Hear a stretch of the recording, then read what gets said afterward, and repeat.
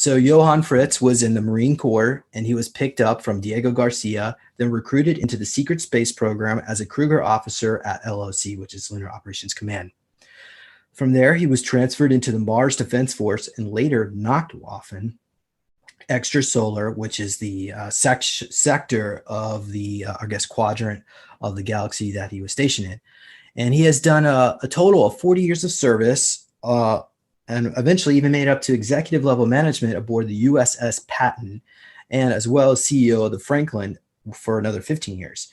Johann is able to remember more than other experiencers because he was able to resist the MK Ultra program. And this is actually how, okay, so let's talk about this for a minute, because people get into this weird mind funk when they start talking about what we call the cabal or the Illuminati. So let's explain how this works really quick.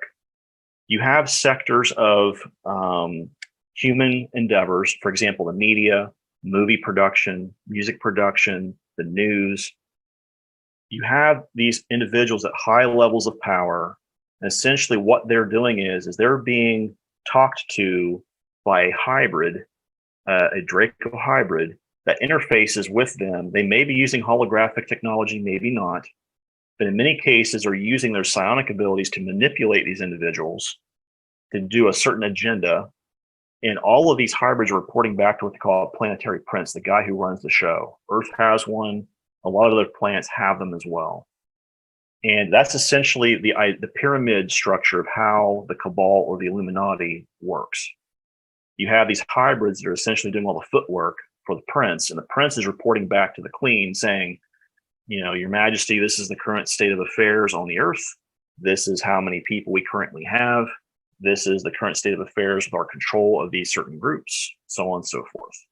And that's essentially his job, is to make sure those reports happen in a timely manner back to the queen, who, from what I understand, she got recently replaced. But the queen that I remember, she didn't tolerate insubordination or untimeliness very well.